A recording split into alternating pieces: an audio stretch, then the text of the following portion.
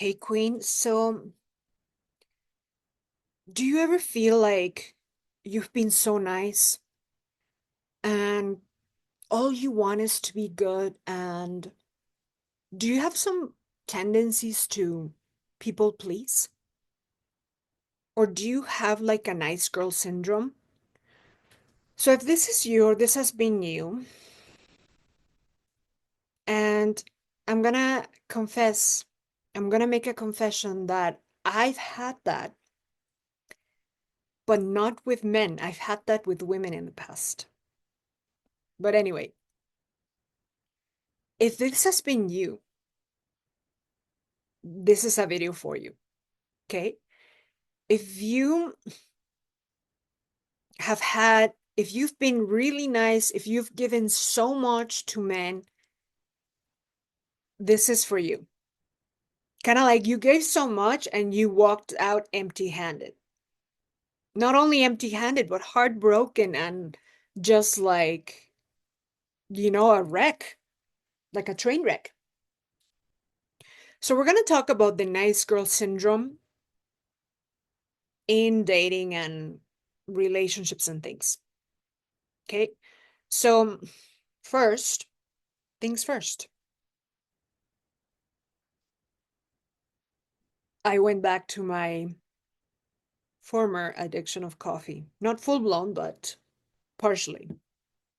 Using coffee intentionally, whatever that means. But anyway, I talk about the subject of karmic relationships, which is at the heart of this matter of wanting to please everyone. You want everybody to like you, and we'll talk about again how this relates in the dating and things. You don't want to be rejected. You don't want them to go away. You don't want to be alone.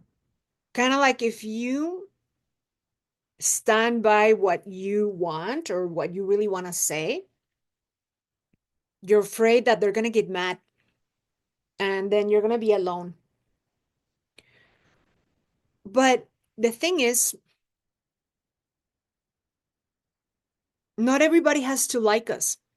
We're not entitled, we're not to be entitled to be liked by everybody. Even if it's a noble idea, a sweet idea, why should that be? It's kind of a bit of an entitled, but also natural, right? Because nobody wants to be alone. So, nice girl syndrome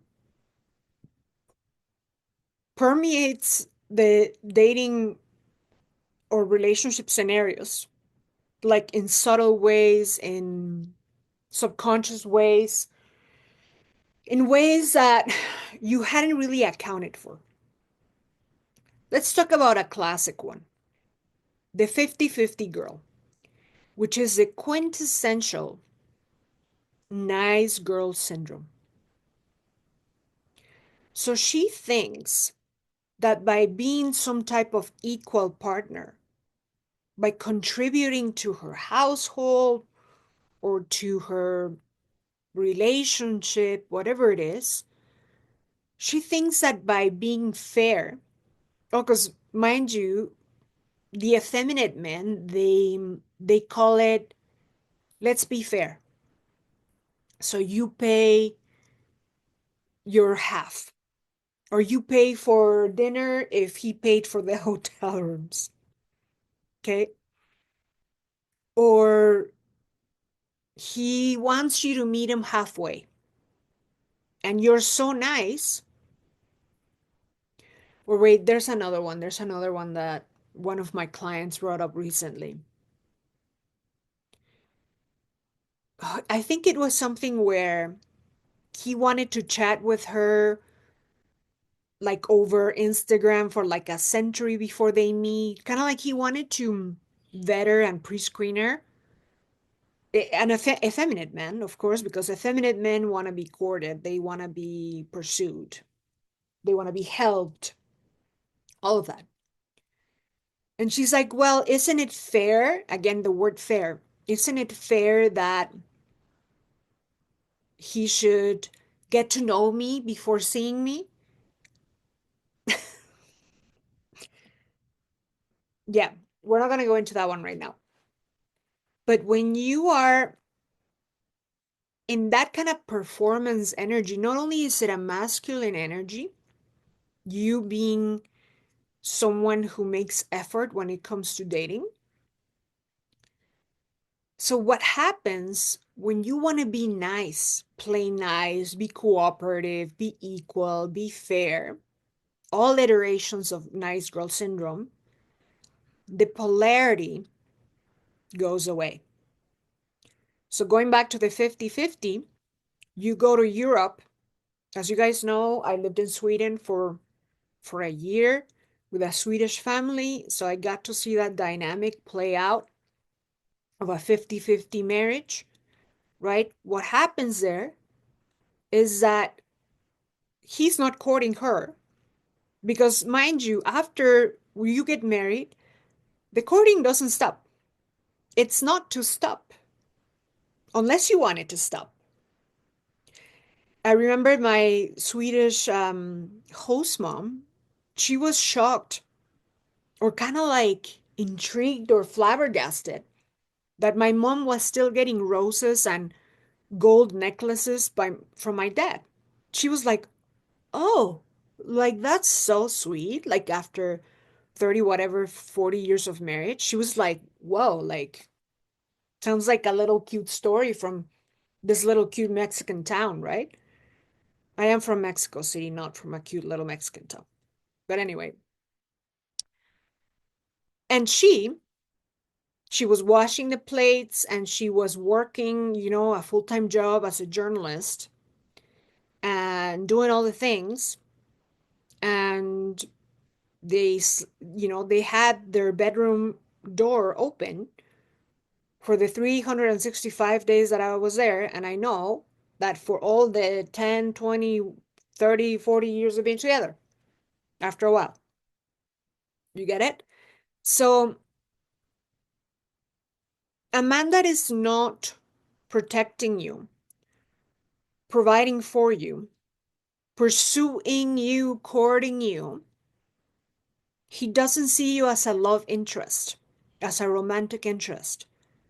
He sees you as a roommate, as an equal partner. Bravo, is that what you want? If that's what you want, then please do not complain about men doing this and doing that and wandering eye and this and that. You don't get to complain because you chose that. You wanted an equal partnership, so you don't get to bitch because it will never be equal. Let me just break it to you. Is he bearing the children? Is he getting pregnant? Is he breastfeeding? Is he having his what ripped open at birth? Is it equal? Hell to the fucking no. Okay? But anyway, I hope this is not a massive segue, but this is what you wanting to be nice and fair has as a repercussion. And this is just the tip of the iceberg. Let alone the fact that if he's not pursuing you, he's bored as hell. He's drifting off, if not physically, if not literally, like mentally, right? Like, why do you think the men stop making effort after some time? Being too nice, too accommodating, this and that. So, there's a couple of things that can really help you with this. Um, so obviously understanding the human nature, right? In this channel, we talk a lot about that, understanding that foundation of human nature. Because if you don't know that we're, humans with this animal nature, like whimsical, crazy nature to us. Not even crazy because it has an evolutionary purpose, right? There's a resources in the channel But check out my brand new masterclass requested by all the queens in the channel, which talks about the foundation, the types of behaviors, the energy and embodiment of the type of woman that is always adored. Year after year, decade after decade, lifetimes away. Or not away, like, instead of like, oh yeah, like I'm kind of adored for the first couple of years, and then why did he change? So, if you're interested in that, because let me tell you why it's there. Every single thing that I teach in this channel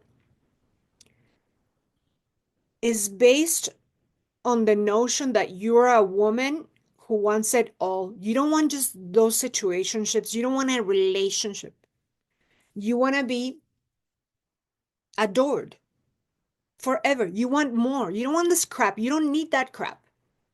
You're independent. You're happy as you are. You don't need that shit. You want more.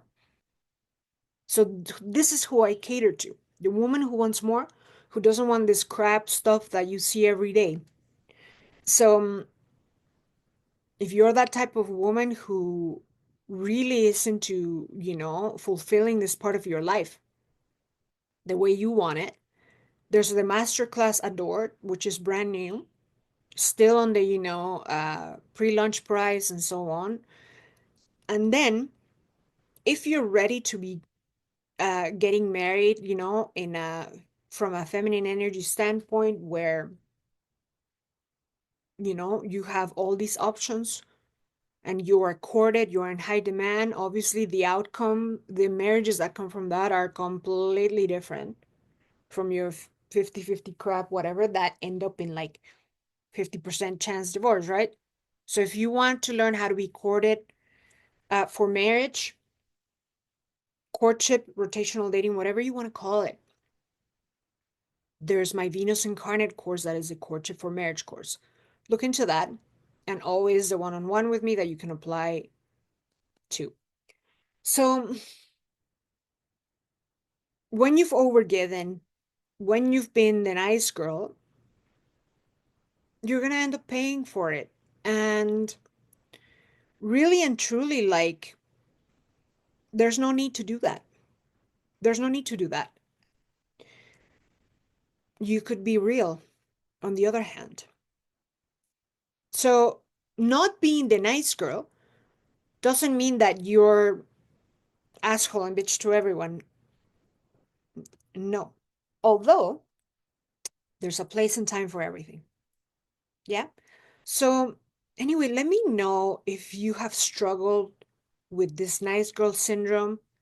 Let me know where you want to go. Where do you see yourself going with that? Like, have you changed? Are you changing? What's the outcomes on relationships that you've had with that? And what outcomes do you want to get? So in this channel, we're all about change, all about level up from the inside out. So if that sounds good to you, yeah, let me know.